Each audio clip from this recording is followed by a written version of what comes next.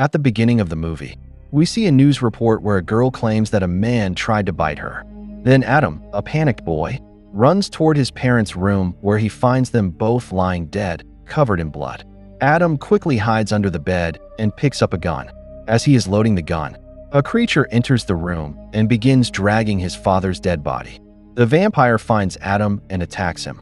In the next scene, we meet Charlie, a high school student living in Nevada. He is dragging his broken motorcycle home. After greeting his neighbor Doris, he enters the garage. Charlie's mother, Jane, is complaining about their new neighbor, who is pouring concrete in his garage for no reason.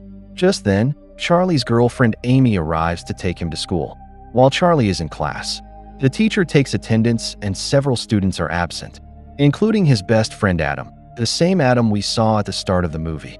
Later, while Charlie is at his locker, his childhood friend Ed takes him aside and says that Adam is missing. Ed suggests they investigate that night. Charlie hesitates because since he started dating Amy, he has become part of the popular crowd, whereas Ed and Adam are considered losers. Instead of helping Ed, Charlie goes on a date with Amy. When Amy drops him home, Charlie sees his mother flirting with the new neighbor, Jerry. Charlie and Amy decide they should greet Jerry. As soon as Jerry goes inside his house, Charlie receives a message from Ed. Ed is angry and threatens that if Charlie doesn't come, he will leak Charlie's embarrassing childhood videos. Charlie reaches Ed's house where Ed is waiting for him. They knock on the door but get no answer, so they break in. Once inside the dark house, they wander around. Ed tells Charlie that his new neighbor, Jerry, is a vampire. Ed and Adam had been investigating this for days and were now fully convinced. They have proof. All the windows of Jerry's house are completely covered. Ed warns Charlie never to invite Jerry into his home because a vampire needs an invitation to enter someone's house.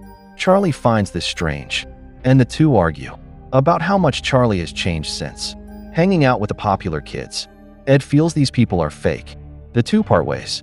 Ed is heading home on his skateboard when the school bully, Mark, suddenly attacks him. To escape, Ed climbs over a fence, but unfortunately bumps into Jerry in a random backyard. Terrified, Ed runs into a house. Ed thinks Jerry won't be able to enter, but Jerry enters anyway because the house is abandoned and empty. Jerry reveals he knew Ed was watching him. Panicked, Ed runs upstairs and jumps out of a window, but Jerry is already waiting for him outside. Ed falls into a pool, and Jerry tells him to calm down because what is about to happen is for Ed's own good. Jerry uses his manipulation powers to weaken Ed's resolve and bites into Ed's neck.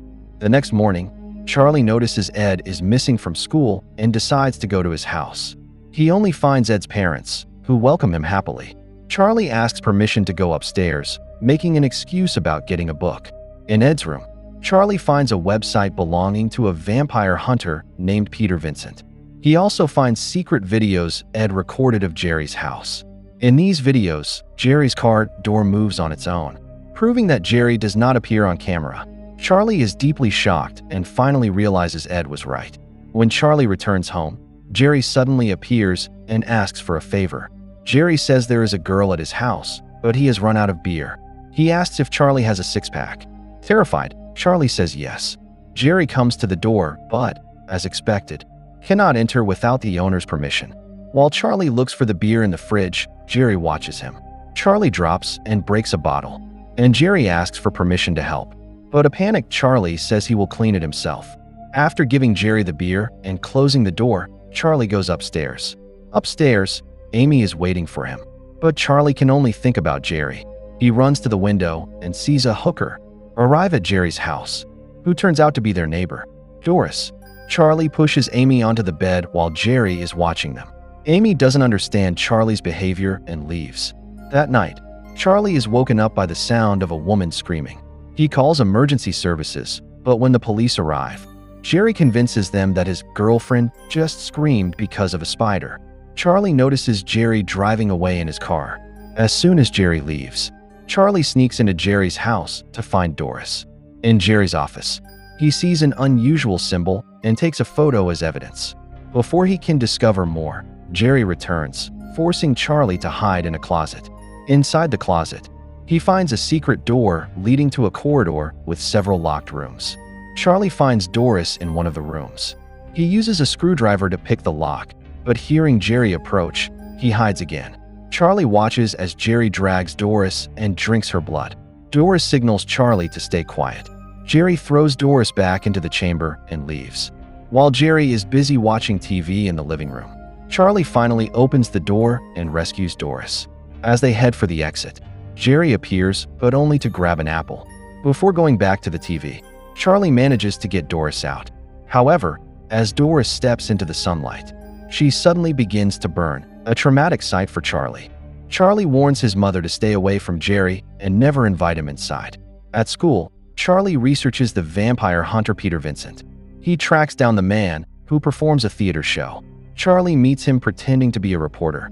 But when Charlie asks how to kill a vampire and mentions the hidden symbol, Peter Vincent thinks he is crazy and kicks him out.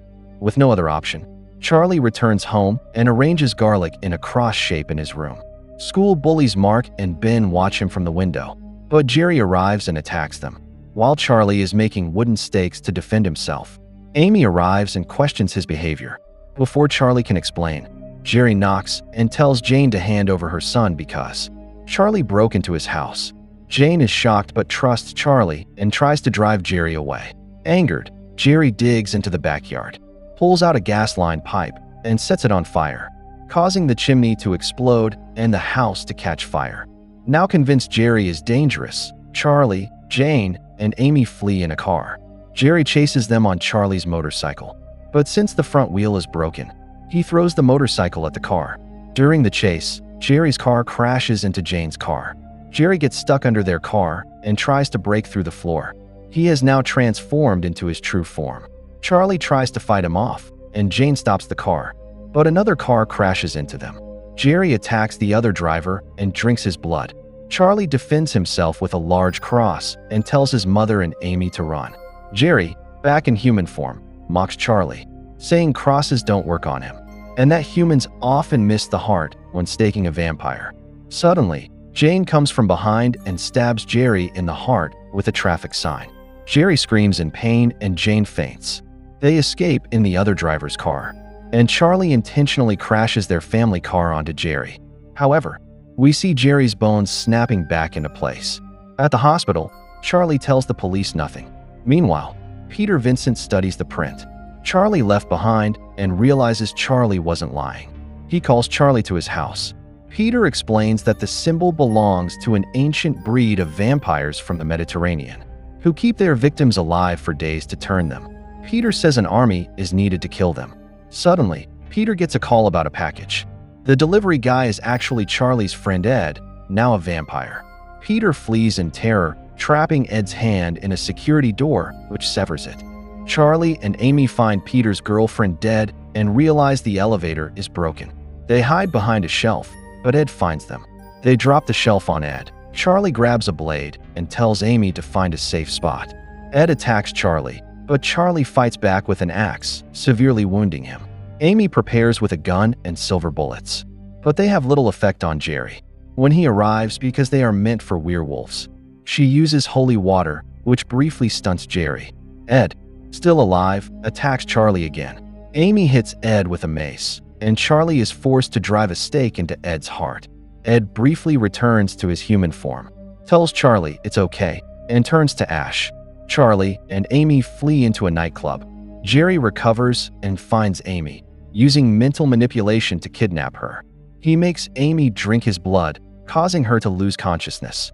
Charlie returns to Peter's apartment and finds him packing. Peter confesses he's never killed a vampire and only collected weapons, due to the trauma of a vampire killing his parents.